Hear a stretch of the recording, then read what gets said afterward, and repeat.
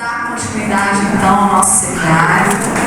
Convidamos agora a nossa irmã Cristina Espíndola, que trará o tema Transtorno do Espectro Autista, sobre o viés espírita, abordando seus aspectos teóricos e práticos e seus impactos no ambiente familiar. Quem tiver perguntas poderá fazer durante a exposição. A Cristina Espíndola é graduada em Psicologia, com pós-graduação em Psicopedagogia.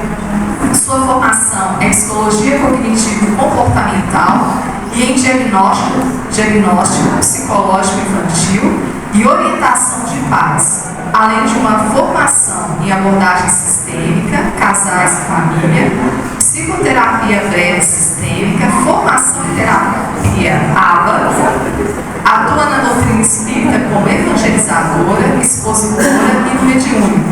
É coordenadora do Departamento da Infância e Juventude Espírita aqui da casa.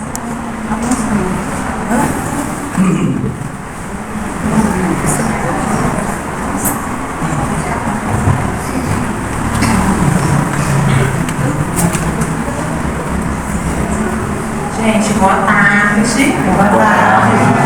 Agora estamos todos alimentados. Gostaria de dizer que é um prazer enorme estar aqui. Uma das minhas áreas de atuação é o trabalho com crianças autistas e adolescentes também. Então é um tema assim, muito interessante, porque igual eu tinha apresentado no início, agora nós vamos ver um pouquinho dos desafios dessas famílias que tem no momento uma pessoa com TEA, né, que nós chamamos, né, com o transtorno do espectro autista.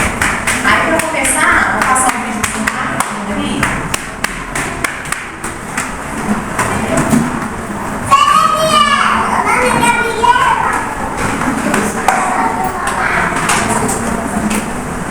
O que toda mãe atípica está cansada de explicar.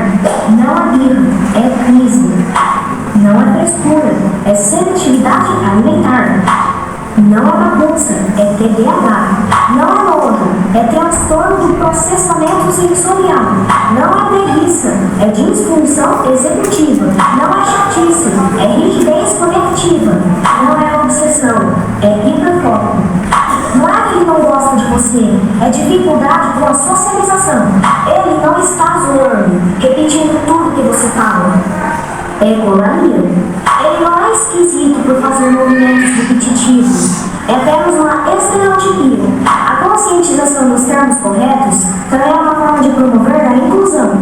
Escutou? Então anota aí. Olha, eu não quero que você saia desse vídeo sem deixar o seu coraçãozinho. E me seguir, hein? Tchau!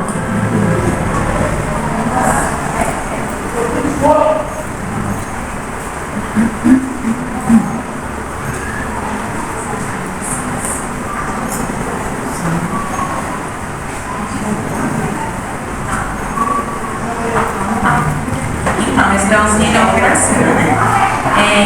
Então, o transtorno, né, do espectro autista.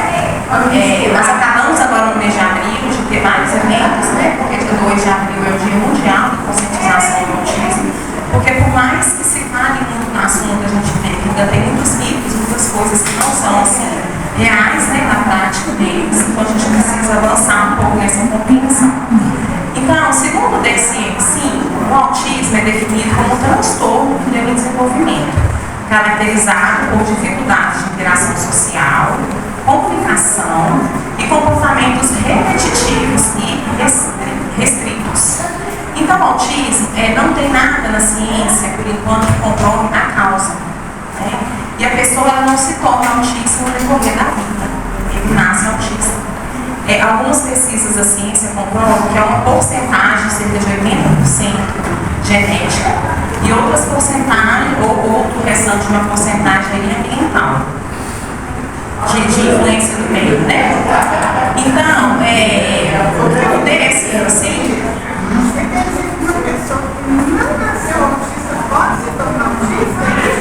não, ninguém nasce autista. A pessoa já nasce autista. O que acontece, que eu vou falar daqui a pouquinho, é porque, às vezes, a pessoa recebe o diagnóstico tardio. Entendeu? Eu vou falar.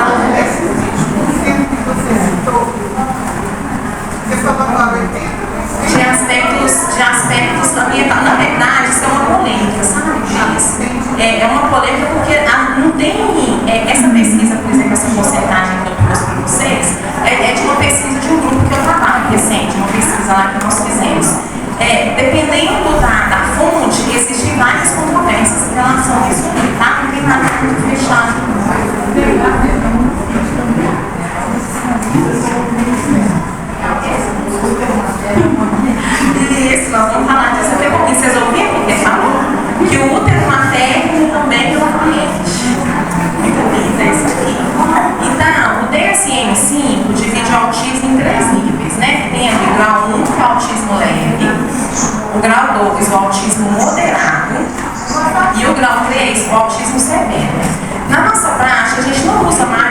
leve, moderado e severo. A gente trabalha muito com o termo nível de suporte. Então, às vezes, os médicos até colocam lá TEA2, autismo 3, né, eles colocam mesmo em números. E por incrível que pareça, o nível 1 de suporte é o mais difícil de ser diagnosticado. Porque o 2 e o 3 são sintomas muito evidentes, então é mais visível, né? É um diagnóstico mais fácil de ser fechado. O nível 1 ele é mais difícil, porque eu vou falar daqui a pouco, o autismo ele tem as comorbidades. Então, alguns sintomas, eles confundem muito com outros aspectos. O que nós temos observado hoje, que eu acho que é um ganho muito grande, é que alguns médicos, quando recebem, né, essa criança, o que eles fazem? Eles não fecham o diagnóstico inicialmente. Eles mandam avaliação com os profissionais, né, que eu vou falar da equipe daqui a pouco, e aí eles esperam lá um prazo, que é uns 6 meses, e pedem o relatório desses profissionais. Se ele não está satisfeito, ele pede a criança para fazer mais uma avaliação por um tempo, para depois retornar. Né? O que vem acontecendo, né, que é o que a Cris falou, tem-se nos últimos tempos fechado muito diagnóstico no adulto. E é um fato muito interessante para nós, porque eu, por exemplo, que trabalho com as crianças, eu ouço muito dos pais assim, eles tiveram ali o filho, e aí vendo ali o comportamento, alguns sintomas daquele filho, eles param e ficam assim, opa, peraí, eu também faço isso. Eu também sou isso, eu também tenho. E aí tem uma busca por parte dos genitores na busca desse diagnóstico. Então tem se fechado muito diagnóstico hoje na fase adulta. Né? São pessoas que passaram a decorrer da vida despercebido. E aí o que eu fico refletindo no que a Rose trouxe, a comunicação, um pouco do que a Cris falou, é esse ambiente familiar, né? Que essa pessoa com alguns comportamentos assim tão diferentes e passa despercebido, né, esse tempo todo. Mas eu vou aprofundar nisso também daqui a pouquinho. Então, o diagnóstico ele deve ser feito por médicos especializados em conjunto com a avaliação da equipe multidisciplinar, né, que é o fono, o psicólogo e o terapeuta ocupacional. Achei que você estava me chamando.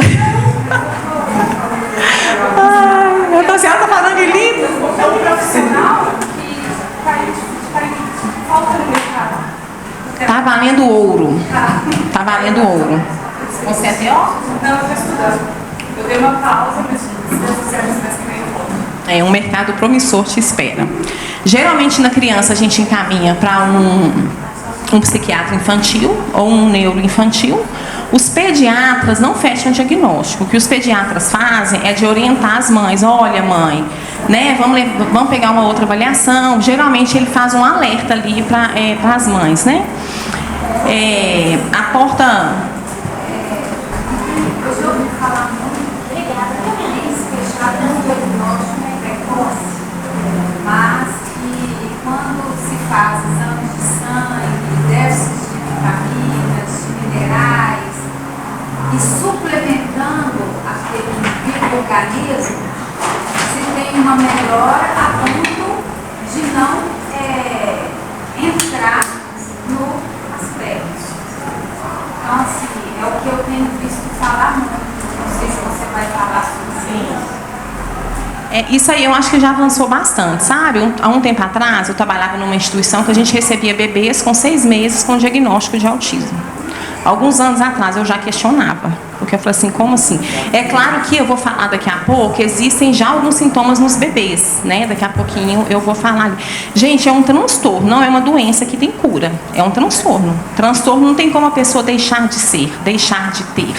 O que acontece às vezes são diagnósticos indevidos, né? Existem hoje muita intervenção precoce, né? Que é um pouco do que você falou. Por exemplo, no local que eu trabalho, a gente tem recebido crianças de 1 ano, 1 ano e meio, já com suspeitas e que a gente já inicia a intervenção precoce, né? O Hermínio de Miranda, eu vou falar dele também daqui a pouquinho, ele fala que o ideal é que as terapias comecem antes dos 24 meses de idade. Mas às vezes, outra coisa também que é muito importante, às vezes isso passa despercebido.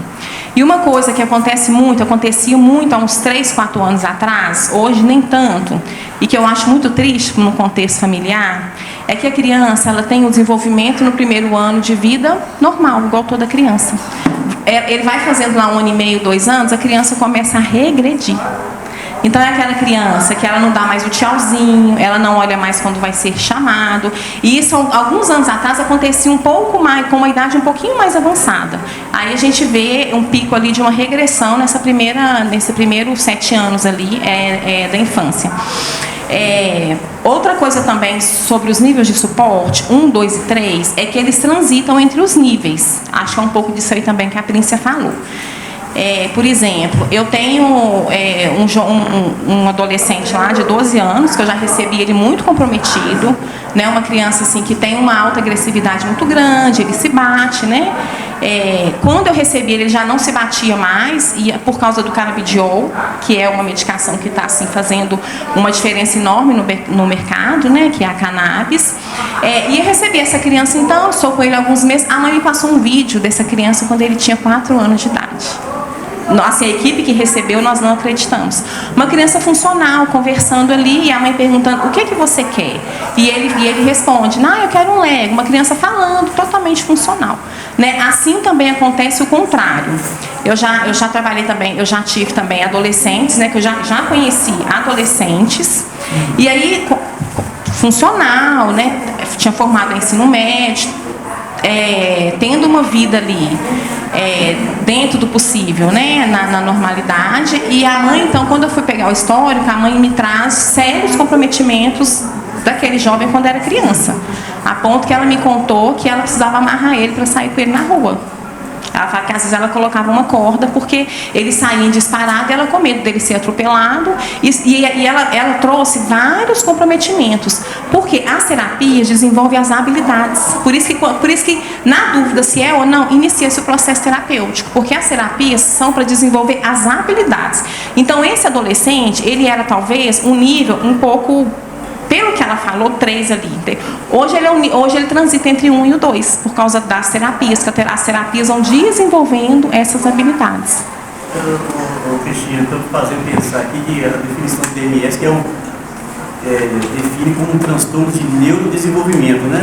E aí você está falando que com 4 anos a criança era normal, né? Até 4 anos a criança era normal, e a partir daí que começou a regredir. E aí é estranho, né? Como é que a gente vai pensar nisso, né?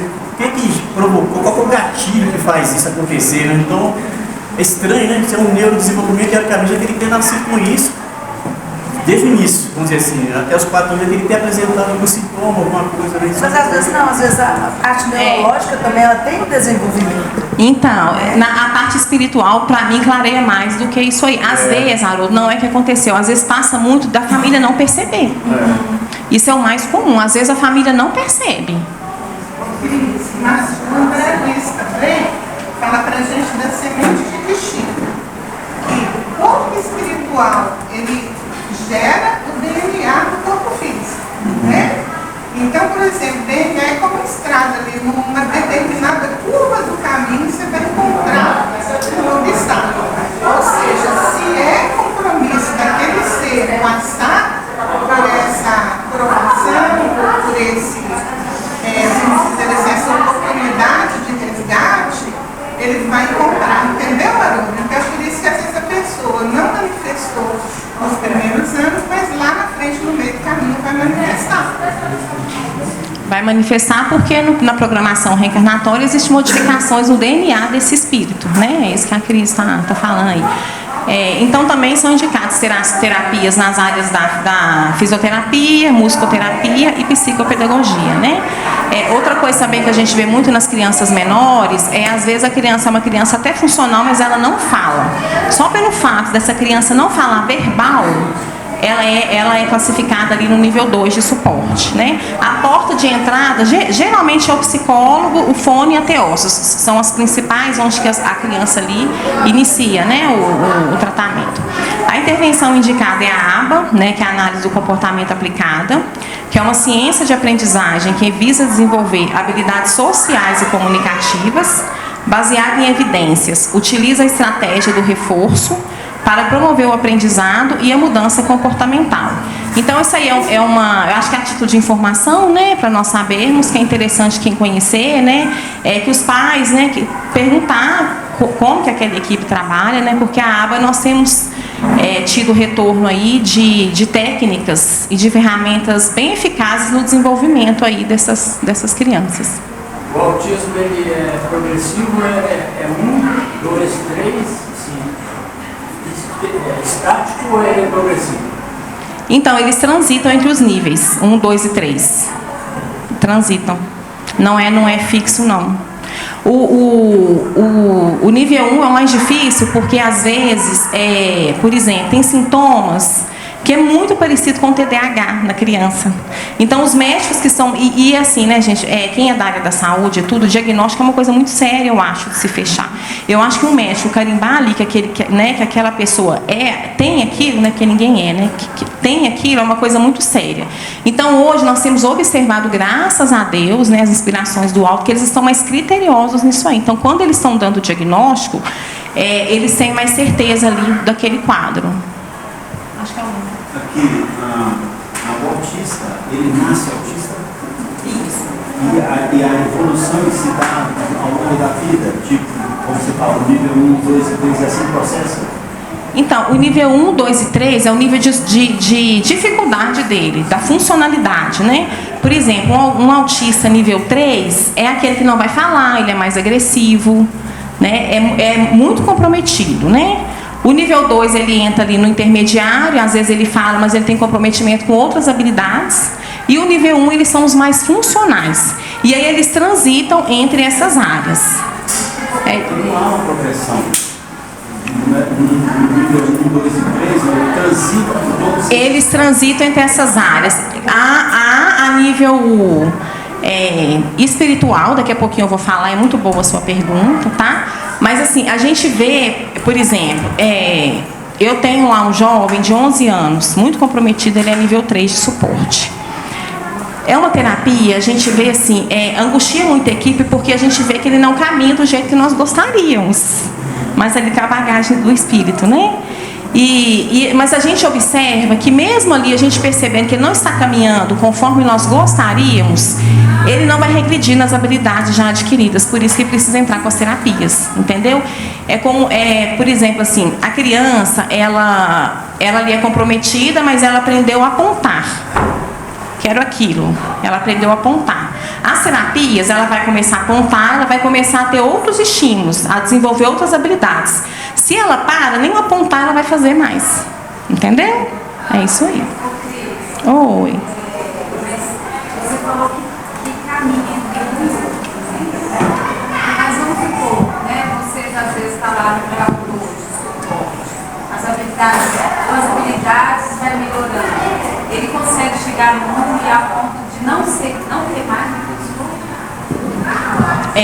ele pode ser o nível 1. Na verdade, gente, esse nível 1 a gente usa mais uma linguagem técnica quando chega, né? Porque, na verdade, o que a gente trabalha, muita gente desenvolve com as famílias é a funcionalidade.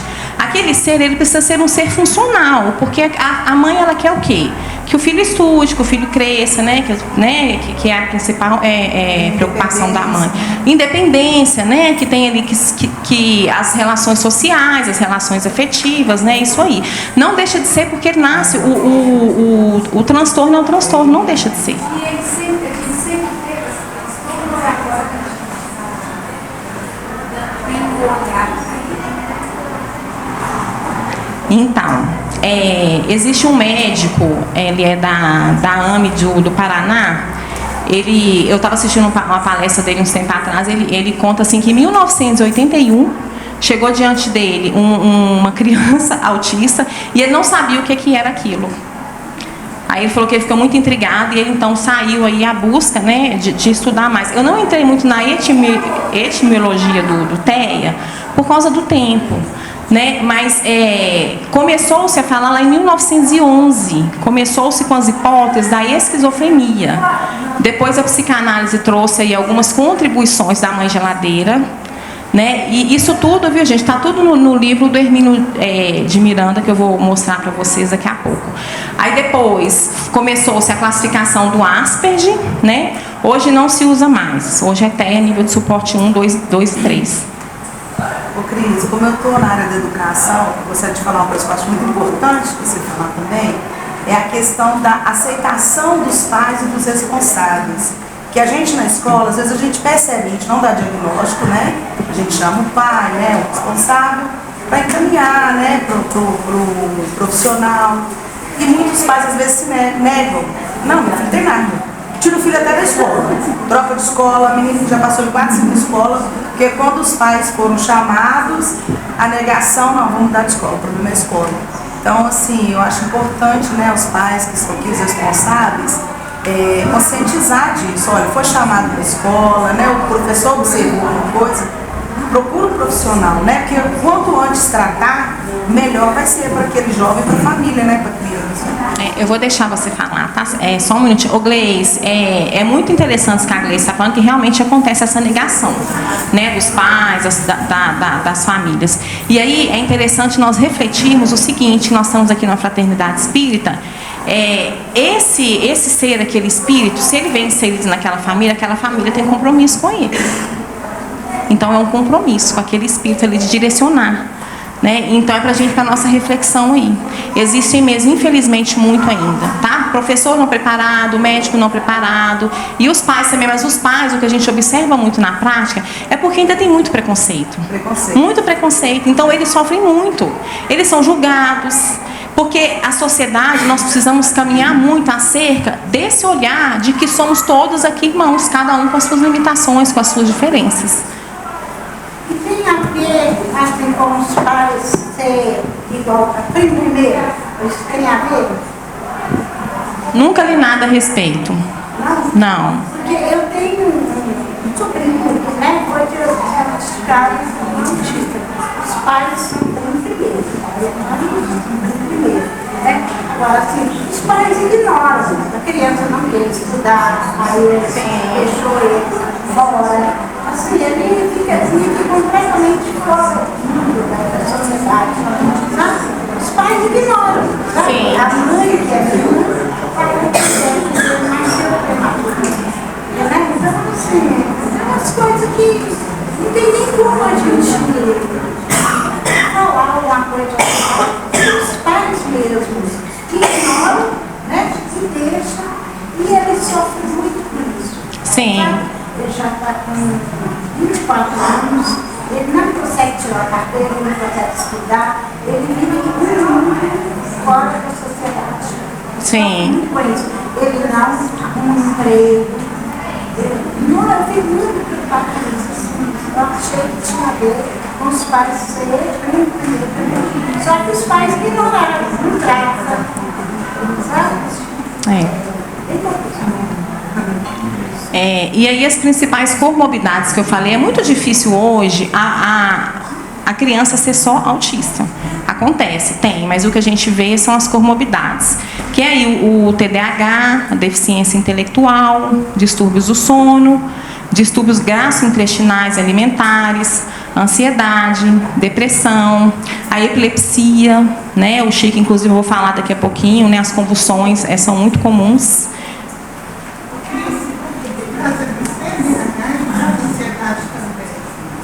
Porque eles têm uma ansiedade muito alta. O TDAH é o transtorno, né, de atenção e hiperatividade, né?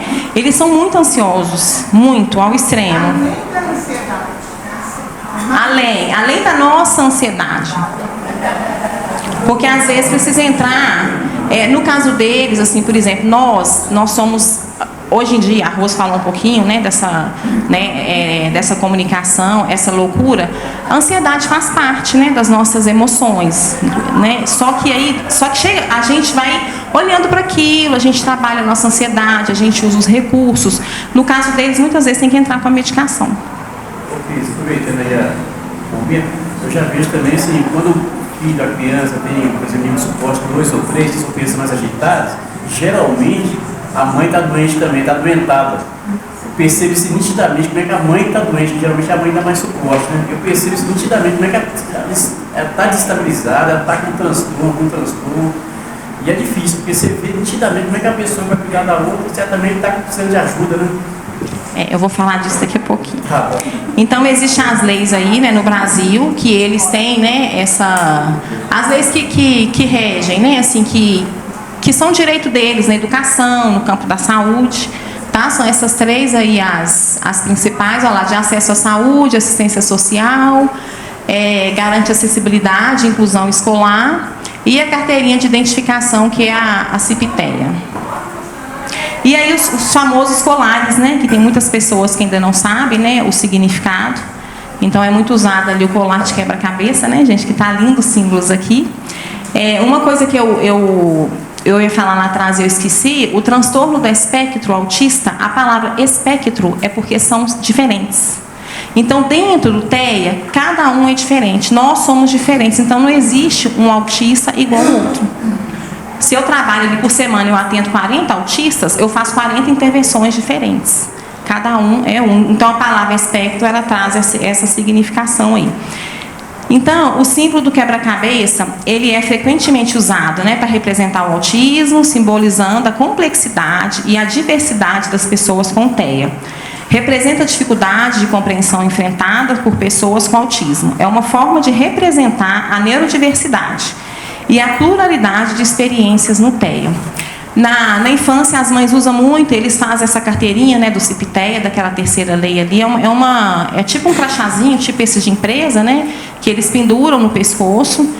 Muitas eles têm essa questão sensorial, né, muito alterada, então às vezes a mãe coloca o colar, né, elas usam muito, por exemplo, assim, em aeroporto, porque eles têm direito, né, de não pegar fila, em supermercado, principalmente em ambientes públicos. E o colar de girassóis, que identifica pessoas com deficiências não visíveis, né, que são as ocultas, como, por exemplo, a surdez, diabetes, asma, autismo também, algumas limitações intelectuais, deficiências cognitivas, lúpus, esclerose múltipla, esquizofrenia, entre outras. Isso. E a gente vê muito assim, por que é oculta? Não é visível, né? Não é igual a síndrome de Down, que a gente olha ali, a gente está vendo que a pessoa tem uma síndrome, né? Por isso que o termo aqui é ocultas. Eu tenho visto muito adulto usando, né, esse colar de girassóis também, em supermercado, né, em ambientes públicos. E aí, sinais de alerta, né? É aquilo que vocês falaram, né? Que às vezes essa criança não é percebida ali. Falta de contato visual. O autista não olha nos olhos. Eles não conseguem esse olhar que a gente faz. Nós precisamos caminhar muito em relação a esse contato visual também, né? Atraso na fala ou ausência de comunicação verbal. São aquelas crianças que demoram um pouco para falar. Mas aqui no caso existe uma demora, né, que os médicos consideram assim aceitável, e existe um atraso mesmo. Desinteresse por brincadeiras interativas. É aquela criança que tá, todas as crianças brincando, ela está aqui quietinha no cantinho dela, sentadinha. Ela está ali no mundinho dela. Repetição constante de movimentos. Os flaps, que é esse movimento que eles ficam muito com as mãos assim, né?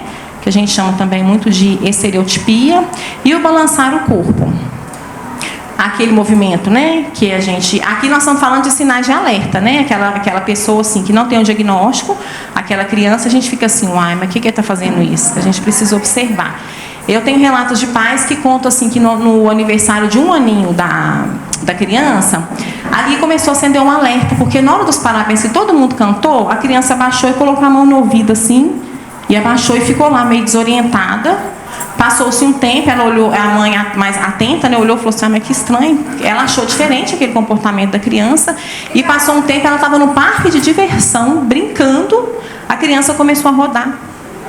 Com 1 aninho e pouquinho, quase 2 anos, ela falou assim, não, peraí. Aí ela começou a pesquisar, levou essa criança, né, ficou em investigação, ela fez os acompanhamentos e fechou o diagnóstico. O hiperfoco em objetos, personagens ou desenhos, é muito comum. Isso aqui é uma coisa muito interessante. Aí tem que olhar o tempo ali, porque é tanta coisa para falar, eu quero entrar na parte espiritual. O hiperfoco é uma coisa muito interessante, porque existe um mito falando que os autistas são todos muito inteligentes.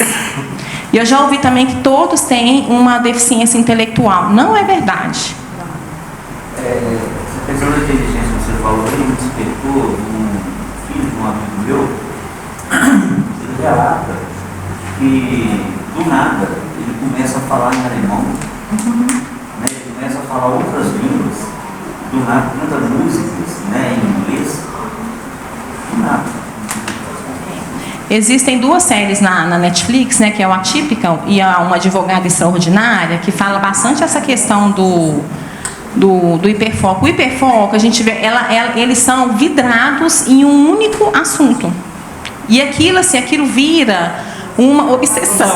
Vira uma obsessão. A gente tem casos, por exemplo, de criança. Eu tenho caso de criança que tem dificuldade na escola, dificuldade em acompanhar a turma, as notas ficam abaixo da média, mas sabe tudo de qualquer bandeira de todos os países. Porque ele é e tem hiperfoco em bandeira. Eu tenho um aluno que é em guerra. E aí ele acha que todo mundo na sala é guerra. Vou te matar. Tudo para ele é guerra. Existem. Ele leva o assunto para a guerra. Eu tenho de animais também, sabe de tudo. E quando entrou em extinção, o ano que o animal surgiu, os nomes científicos, é muito interessante. Existem alguns hiperfocos que são mais comuns, né? O carrinho, o dinossauro, né? Outra coisa que eu lembrei aqui no sinal de alerta. Rapidinho. Faz a gente pensar, né? Parece que esse espírito parou num determinado ponto do passado. Mas eu sei que você vai entrar.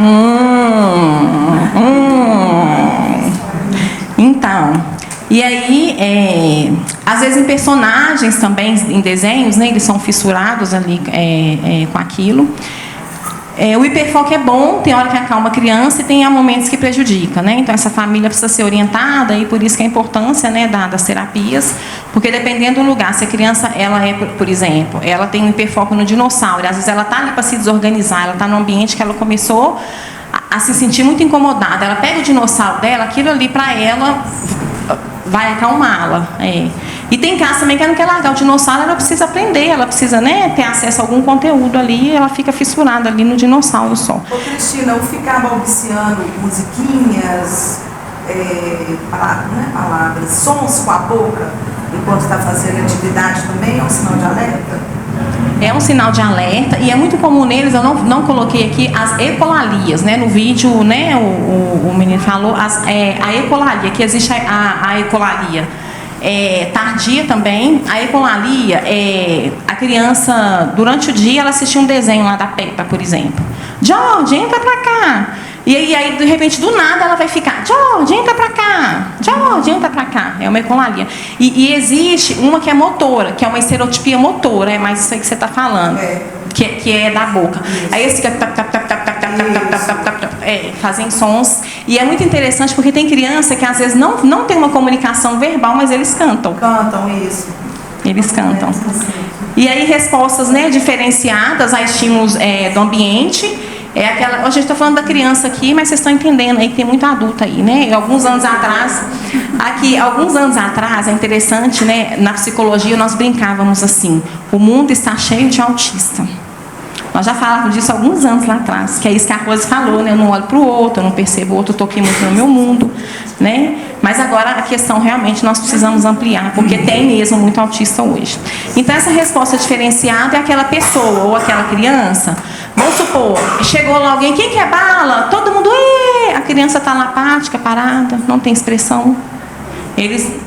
É uma habilidade que a gente trabalha também, a expressão facial deles, de demonstrar, principalmente os não verbais, né, que eles não comunicam de uma forma verbal, mas eles se comunicam de várias outras formas, né, igual a Rose trouxe ali para nós.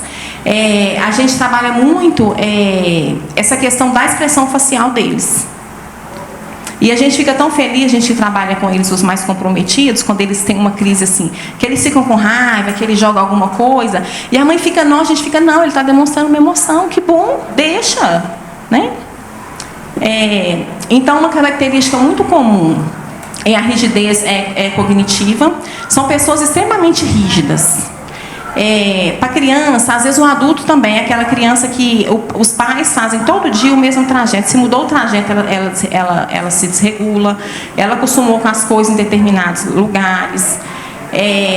Na criança, uma coisa que eu esqueci de falar lá dos sinais de alerta, é aquela criança que começa a brincar, ela enfileira os brinquedos, tem que ser tudo daquele mesmo lugar. É uma criança, os pais ficam assim, não, como é que ele é organizado? É uma organização extrema. A ponto que o adolescente e o adulto, se algo sai ali de uma rotina deles, eles têm muita dificuldade com isso. É essa característica aqui da rigidez. Cristina, eu lembrei também que, com relação aos nossos preconceitos e a falta de conhecimento, na verdade, eu acho que a falta de conhecimento, tem um procurador que trabalha comigo, ele procurador, ele passou um concurso, ele é autista e ele tem gêmeos autistas. E ele é o único que cuida dos dois filhos, porque a mãe novo. E assim, para a gente perceber assim, como que eles vencem, a gente vê transtorno no espectro médico, se formando. Sim. Então, pelas habilidades é que vai abrindo o caminho para aquele ser humano conquistar o seu lugar. Isso. É o objetivo. Ô Cris, tem que ser umas 3 horas, tá? Eu vou dar uma acelerada aqui. Essa prevalência de uma criança. Essa prevalência de uma criança aí para cada 36, isso é uma pesquisa, é uma fonte que eu pesquisei, mas dependendo das fontes, isso varia, dependendo, né, da região. A cada 5 autistas, 4 são meninos, tá? Então por isso que é o famoso mundo azul. Eles têm uma seletividade. Esse número aí de 5, 4 meninos, é porque a mulher é subnotificada? Mulher o quê? Porque ela não passa mais tranquila. Não. Assim, por exemplo, eu que trabalho, 90% das crianças são meninos. Mas não é porque não tem uma atenção maior das meninas? Não. É questão genética mesmo, é mais comum nos meninos. A seletividade alimentar, né? Aqui eu vou dar uma puladinha, né? Se vocês tiverem alguma pergunta, eu volto aqui. Eles têm uma seletividade alimentar muito grande, né? É igual nós estávamos na mesa de lanche lá. Um autista vai olhar ali e vai para eles. No máximo um pão de queijo, olha lá. Né? Eles têm uma questão sensorial, com textura, alguns fazem ânsia mesmo, né, com determinados alimentos. Eu tenho um adolescente, por exemplo, que eu acho muito bonitinho, que ele só leva de lanche um cookies da Marilã. Aí um dia eu perguntei assim, mas você já experimentou tal marca? Não, eu gosto, é da Marilã. E eles não experimentam, não adianta forçar. Mas a experiência que eu vejo é que no decorrer, quando eles vão crescendo, eles vão aceitando alimentos diferentes. Então a dificuldade no contato visual, tá? Que eu vou falar daqui a pouquinho. Isso aqui também eu já falei um pouco. A dificuldade com barulhos excessivos, lugares lotados, eles não dão conta. É muito comum eles usarem um fone, um abafador, né? Porque isso aí realmente é uma coisa que desregulam ele. Então, e a doutrina espírita? O que nos diz sobre tudo isso? Então eu coloquei 2 livros ali, o desenho, que eu indico muito, né? A Alessandra falou ali da venda desses livros, né? O Hermínio de Miranda é um autor mais conhecido. Quem tem parentes com autismo ou trabalho, eu indico muita leitura, porque o Hermínio ele vem trazendo cada aspecto de tudo isso que eu falei aqui, com pesquisas científicas de autores renomados, e ele faz também à luz da doutrina. O segundo ali, o Autismo e Espiritismo, é um livro mais recente, muito interessante também, porque ele traz, por exemplo, como acolher, ele traz mais essa parte emocional da família, né, de como acolher esse espírito, mas ele traz pra gente também aspectos da casa espírita, como receber um autista no passo, como receber um autista na palestra pública, né, se essa criança desorganizar, como controlar ali. Nossa, gente, eu vou ter que correr. Bom, se vocês não me xingar que nós vamos passar do tempo, o Espiritismo nos fornece a chave da compreensão ao olhar ao próximo. Os autistas são espíritos que erraram sobremaneira na relação com o próximo. Eles subverteram as leis que regem as relações humanas por deixarem conduzir-se pelo orgulho, pela frieza de sentimentos. Dizemos que o grande mal que provocaram nos outros está relacionado à dificuldade de enxergar um próximo como um ser humano que merece acolhimento da fraternidade. O Lucena é autor daquele segundo livro que eu apresentei. Então são espíritos que nas vidas anteriores deles, eles tiveram uma alienação com o próximo, um desprezo pelo outro, essa falta de empatia que a Rose colocou conosco aqui. E aí eles vêm com determinadas posturas, eles pecaram assim, determinadas posturas psíquicas em crimes ocultos. É claro que a gente não pode generalizar, mas a gente remete muito aos nazistas, né? Sim. E aí, segundo o Hermínio de Miranda, a pessoa que veio com autismo está rejeitando o processo reencarnatório devido aos débitos do passado e que precisam expiar nessa existência. Muito sendo reencarnação compulsória, é uma negação da reencarnação. São espíritos que cometeram suicídios e equívocos na vida anterior. Estão reencarnados em busca de evolução. Então, são espíritos que vivem uma desarmonia espiritual, né? Porque eles têm uma recusa com a vida corpórea atual. Então, o que eles fazem? Eles nascem e voltam totalmente para eles mesmos, porque eles não querem essa interação com o outro. E o autismo é um estado de ausência, é uma dificuldade que eles têm de se adaptar à realidade reencarnada atual deles. Então, eles têm muita dificuldade de se adaptar a esse mundo atual, por isso que eles são tão voltados aí para eles mesmos. Mas os pais são muito preparados para receber, porque na maioria dos casos a gente vê que eles são atentos, que eles acompanham. Alguns, né? Mais ou menos, viu? Acho que eles são preparados mais espiritualmente do que emocionalmente, viu? Acho que eles são mais espiritualmente. Então, e aí no Evangelho segundo o Espiritismo, né, no capítulo 5, item 10, cita que as provações da vida os fazem adiantar-se, nos fazem adiantar-se, né, quando bem suportadas. Como expiações, elas purificam as faltas, elas apagam as faltas e purificam. São um remédio que limpa as chagas e cura o doente. Então, os autistas são espíritos que estão em reajustamento por desequilíbrios, assim como todos nós. Assim como, ou tem alguém aqui que não está precisando se reajustar? Acredito que não. Tem um anjo aqui? Ai, o Haroldo está falando que você não precisa, não.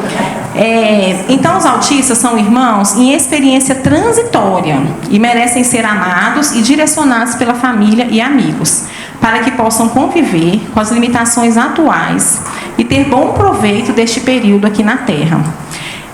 Então, este é o melhor momento de superar as nossas faltas, assim como nós, né? Eles não querem estar aqui, então a reencarnação é dolorosa para eles, porque são espíritos que eles não queriam retornar. Eles não queriam nascer de novo aqui, né, no planeta Terra. E com essa prova, eles sendo espíritos endividados como nós, eles se regeneram, né, e se libertam dessa carga aflitiva. E é interessante aqui que vocês falaram, porque eles são, a gente sabe, né, que a Cris falou do planejamento familiar, a gente sabe que se um autista está inserido naquele grupo familiar, é porque aquela família tem compromisso com eles. Mas nós devemos reforçar que nós também, enquanto sociedade, nós temos compromisso com eles. Né? Porque nós estamos num momento de transição planetária. Então, esse compromisso é de todos nós. Sentimos a necessidade de aceitar o amor divino, pois é preciso muita coragem para mudar. E a proposta de ter uma criança com aspecto autista é de perseverança para enfrentar o mundo e acreditar na vida.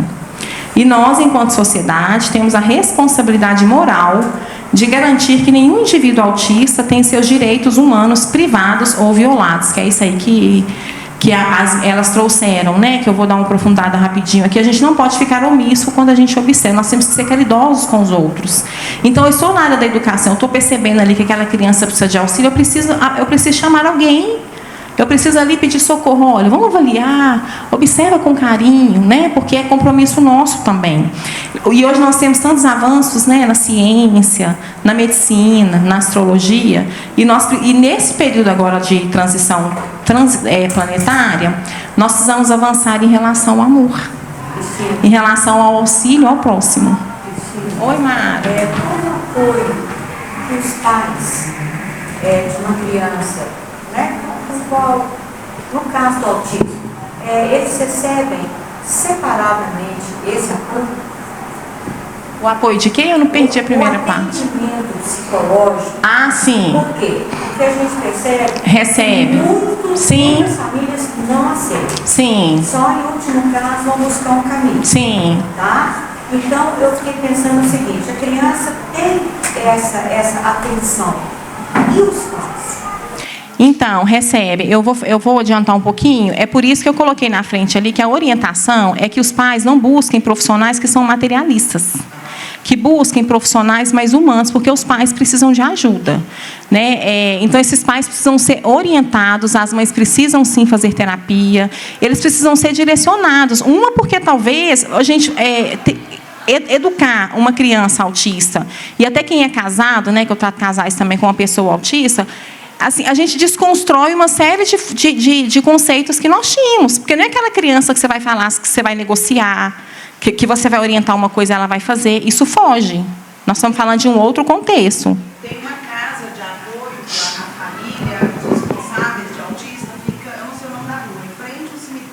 gente contar? Jesus, né? Em frente tem uma casa de apoios familiares. Isso. O autista, a relação dele com outro autista é mais complicada do que ele com uma pessoa normal ou é a mesma coisa? Não tem diferença. Se ele é uma criança que brinca, ele vai brincar com o colega, não tem. Ou se ele é uma criança que não interage, ele não vai interagir com o colega também que é autista. Não. Então, segundo Joana de Ângeles, no livro Constelação Familiar, com as necessidades evolutivas que se encontram juntos... Peraí, que eu pulei aqui. É isso mesmo. Os que se encontram juntos possuem responsabilidades e necessidade de reparação, oportunidade para exercer a tolerância, a harmonia e o perdão. A família é o alicerce sobre o qual a sociedade se edifica, sendo o primeiro educandário do espírito, onde são aprimoradas as faculdades que desatam os recursos que lhe dormem latentes. Então, um pouco do que a Cris falou no início, né, Cris? Que essa família é esse elo de amor que se forma. Né? Então, é importante nós entendermos que, igual a Cris falou, né, ninguém está sozinho. Essa criança está inserida no grupo familiar. Para que justamente, olha a responsabilidade desse grupo familiar. De fornecer aquele espírito ali, esse alicerce, se transformar ali no amor. Né? Uma família com um membro autista, assim como a sociedade no geral, precisa ter com eles um profundo respeito. Pois já tiveram sofrimentos nos planos anteriores. E aqui no plano terreno, precisam de muito amor e sacrifício. Então, uma família que tem um membro autista é muita provação, sabe, gente? Para os pais, para a família.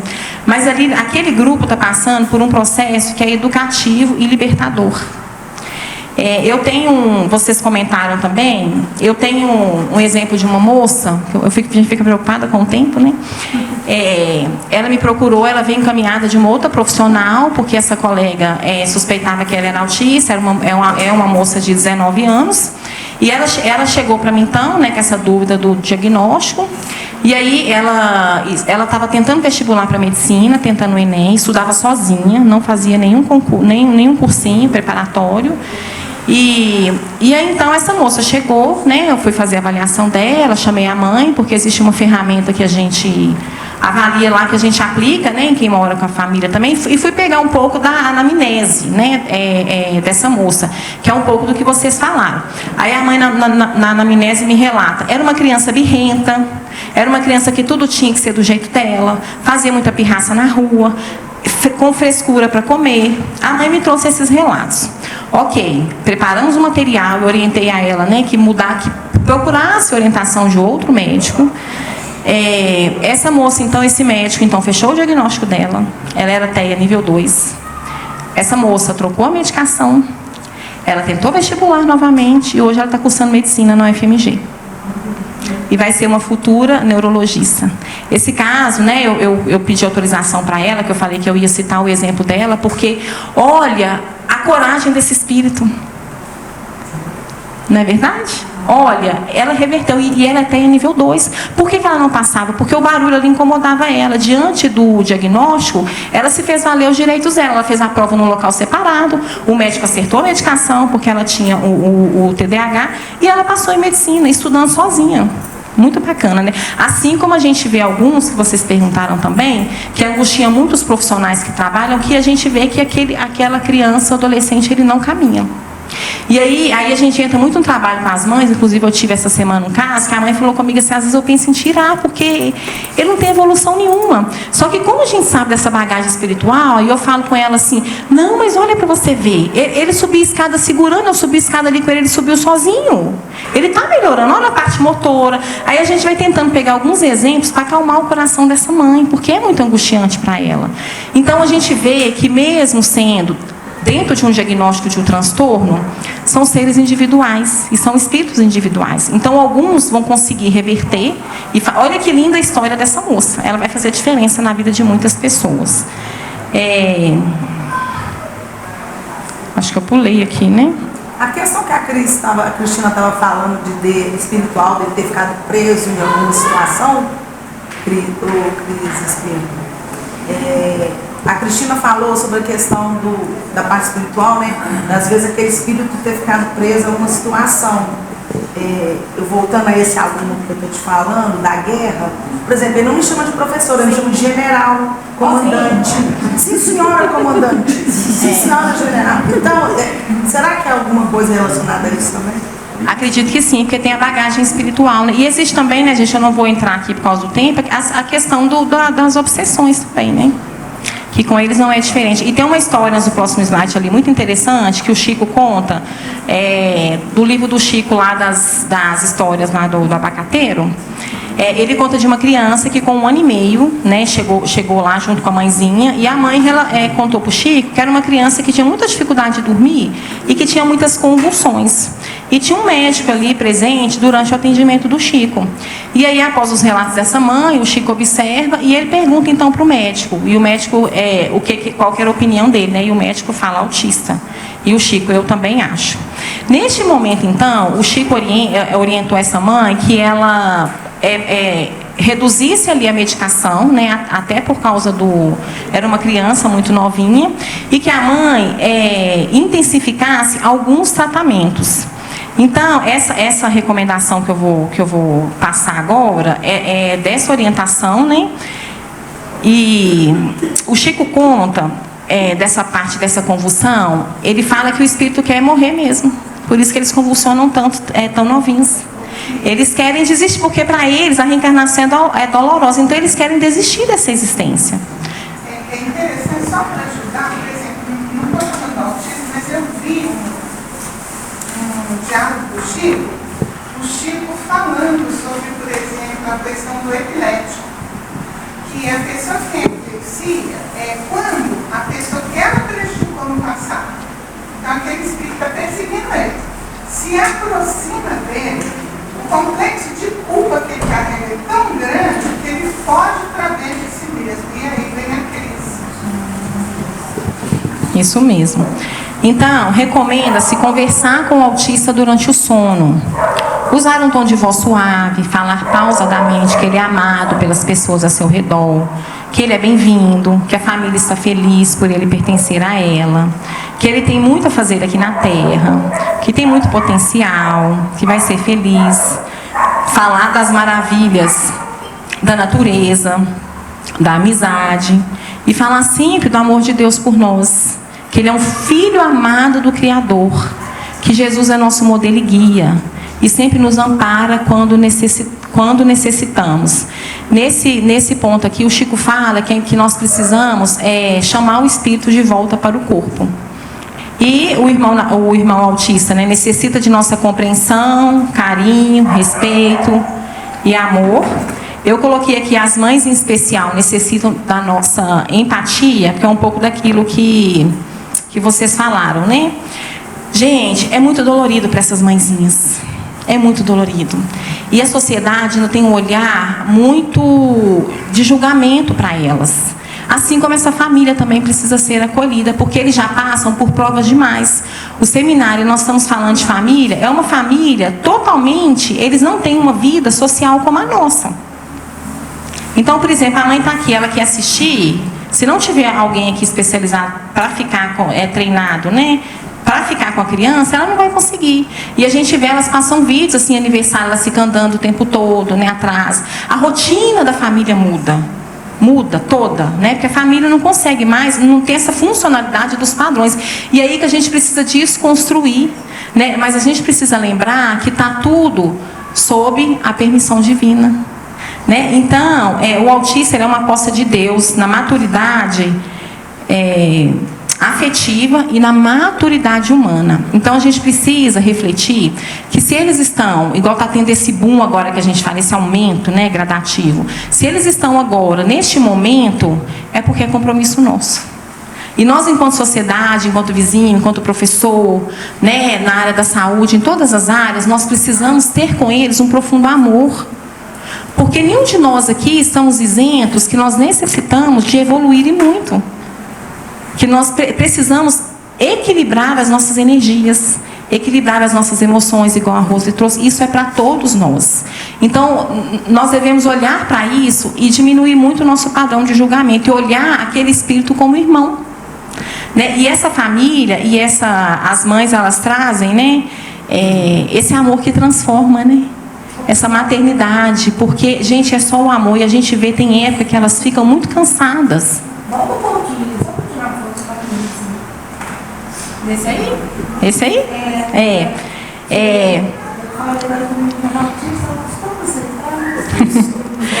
E aí, é interessante... É só para estou lembrando que esse número que está aumentando de autistas é só no Brasil ou é no mundo todo? Essa tem uma pesquisa em relação a isso? É só no Brasil? Você tem esse... Ô, Haroldo, todas as informações que eu tenho são do Brasil. Depois eu posso até pesquisar e te passar, mas eu acredito que não. Eu não vejo falando de outros países. Acredito que não. Eu acredito que não seja só no Brasil, não. Porque a transição planetária é do planeta, né? Não é só do Brasil, né? Apesar de ser, né, coração do mundo, pátria do Evangelho, mas todos nós precisamos caminhar junto nesse processo aí. Ô, Cristina. O autismo está aumentando gradativamente, como você disse. Não seria o olhar que está sendo mais ampliado em relação às análises, o olhar analítico que não está sendo mais competente, vamos assim dizer, para diagnosticar? Sim, nós avançamos na questão dos diagnósticos, né, igual eu falei, talvez lá em 1911, né, eram esquizofrênicos, né, as outras teorias. Nós avançamos muito na identificação, por isso que o nosso compromisso aumenta, porque agora nós já sabemos o que fazer e como fazer, mas nós não podemos esquecer que nós estamos num momento de transição planetária. Entendeu? Então esse é o movimento mesmo, é isso que nós estamos fazendo aqui. Nós não estamos em transição, então esse aumento é devido a isso. O Divaldo fala muito disso quando vocês pesquisarem lá da questão do autismo lá com o Divaldo. Cristina, o autista tem tendência a suicídio? O autista tem tendência a suicídio? Alguns sim. Alguns sim, além deles terem a comorbidade da depressão, eles têm porque é aquilo que nós falamos também, eles não querem estar aqui. E como a gente agir nesse momento aí? Assim, falando assim, sim, é porque tem alguém na minha família, assim, sabe? Então, ele já tentou suicídio e assim, a gente fica muito preocupado com isso. Como agir nisso aí? O suicídio é um tema de um seminário, né, gente? Só para deixar registrado, né? Eu dei uma pesquisada aqui no Google e esse aumento é mundial mesmo. Sim, sim. 1 em cada 36 no mundo e no Brasil 1 em cada 44. Sim, sim. Eu vou finalizar por causa do tempo. E foi bom que vocês pegaram o gancho aí, porque eu queria finalizar. Ariel, desculpa, Ariel. Não problema não. É porque eu acho que a escola não está preparada para receber esse aluno. Não só autista, mas todo aluno que é PCD. Verdade. Verdade, concordo. É você que concordo. Então, e aí para fechar aí, né, o comentário. Como é que é o nome da senhora? E aí o comentário da Dona Maria ali na preocupação dela, nós precisamos usar os recursos que o Espiritismo tem. Então, oferecer para essas crianças e qualquer pessoa que a gente observa que está em desequilíbrio, passes, água fluidificada, os tratamentos, oferecer para essa criança um ambiente com músicas suaves, né? Levar na evangelização espírita, né? Se convive com o adulto ali, sim, fazer o culto no lar, igual a Cris falou no início, né? Então, na doutrina espírita, nós temos os recursos, ler o evangelho para essa criança ali durante o sono físico, né? Tanto para a criança quanto adulto. Então, é nós colocarmos em prática o que nós devemos aprendendo aqui no decorrer dos nossos estudos. E aí, para finalizar, não vou atrasar muito.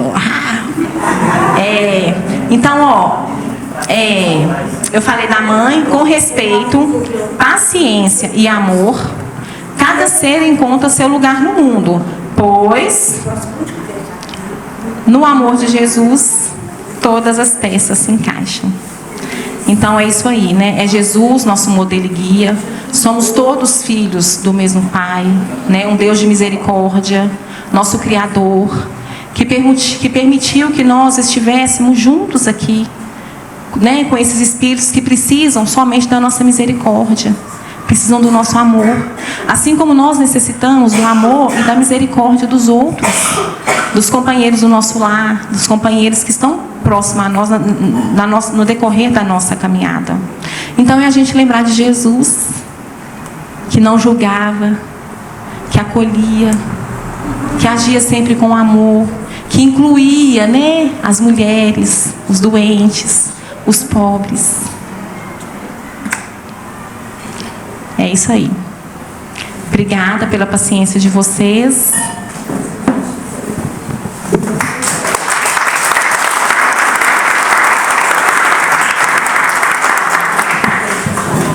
Obrigada, Cristina, por trazer este assunto tão delicado e quanto aprendizado para todos nós.